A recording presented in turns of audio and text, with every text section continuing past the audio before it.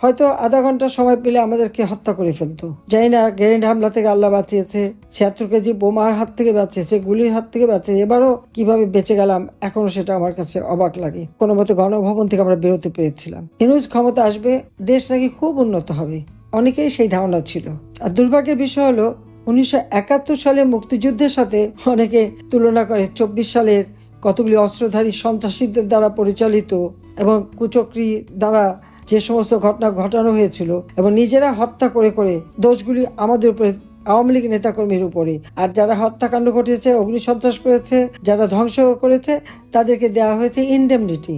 এই ইনডেমনিটি দিয়েই তো তারা, দায় মুক্তি দিয়েই তো তারা প্রমাণ করেছে যে এরা এই অপরাধী।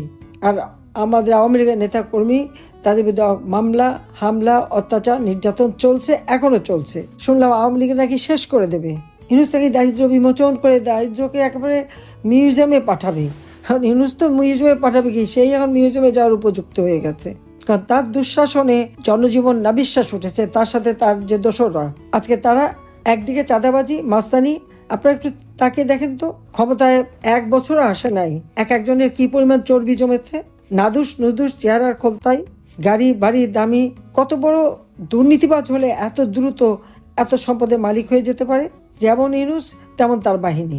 কাজে এই বাহিনীর হাত থেকে দেশকে রক্ষা করতে হলে এখানে আমাদের সকল নেতাকর্মীকে ঐক্যবদ্ধ হতে হবে এবং প্রত্যেকটা এলাকায় আপনাদের ঐক্যবদ্ধ থেকে এই মব বা যাই আসুক তাদের প্রতিরোধ করতে হবে। এই প্রতিরোধ গড়ে তোলাটাই সব থেকে বেশি দরকার। সাহস নিয়ে যদি আপনারা রুখে দাঁড়ান, ওরা কি করবে, কত করবে? তারা পুলিশ হত্যা করেছে, তারা সংখ্যালঘুদের হত্যা করেছে, এমনকি র্যাবের অফিসার হত্যা করেছে, আওয়ামী লীগের অগণিত নেতা কর্মীকে হত্যা করেছে, গুম খুন করেছে।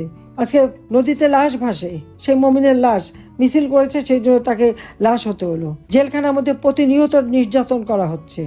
আমাদের প্রায় 20-25 হাজার ছাত্র আজকে নির্যাতনের শিকার। তাদেরকে সেলের ভিতরে রেখে দেয়, কন্ডেম সেলে রাখে, খাবার দেয় না, চরমভাবে নির্যাতন করে যাচ্ছে। ময়লা পানি ঢেলে দেয় যাতে বসতেও না পারে। মুক্তিযোদ্ধা যারা আজকে তারা কারাবন্দী, তাদের হাতে হ্যান্ডকাপ পরায় কে? অবৈধ ক্ষমতা দখলকারীরা আর যুদ্ধাপরাধীরা।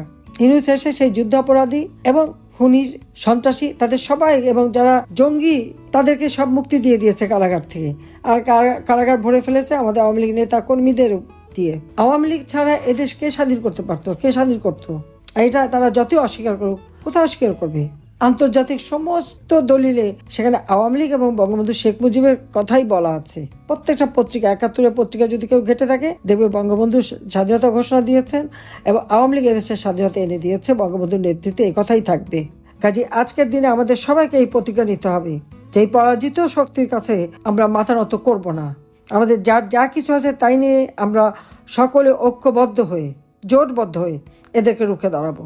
একবার আপনারা সকলে শক্তি হয়ে নিয়ে দাঁড়ান, দেখবেন এরা পালাবারও পথ পাবে না। কারণ আমি তো আছি। 15 আগস্ট জাতির পিতাকে হত্যা করেছিল আওয়ামী লীগ দিশাহারা, কিন্তু আজকে আমি বেঁচে আছি কোথাও আপনাদের জন্য, বাংলার মানুষের জন্য।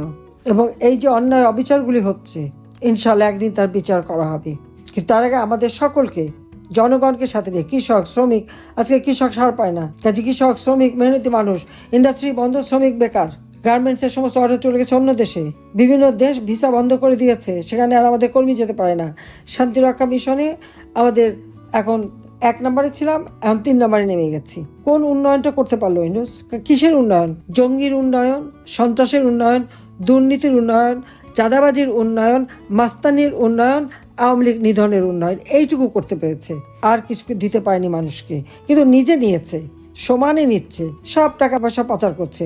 6,000 টাকা বেতনের কর্মচারী এখন 5,000 কোটি টাকা তার ফিক্সড ডিপোজিট, শুধু বাংলাদেশে, আর বিদেশে তো আছেই। কাজে এই দুষ্ট চক্রের হাত থেকে আমাদের দেশকে রক্ষা করতে হলে সবাইকে ঐক্যবদ্ধ হতে হবে, রুখে দাঁড়াতে হবে। আমি সেই লক্ষ্য নিয়েই আমি আপনাদের সাথে কথা বলছি যে আপনারা সবাই এক হয়ে যার যার নিজের এলাকাকে আগে সুরক্ষিত করুন। যারা আপনার ঘর পুড়িয়েছে, যারা মব করেছে, তাদেরকে চিহ্নিত করুন। দেখবেন এদের মনে অনেক ভয় আছে, কারণ এত টাকা বানিয়ে ফেলেছে তো এখন সম্পদ রক্ষার ভয়।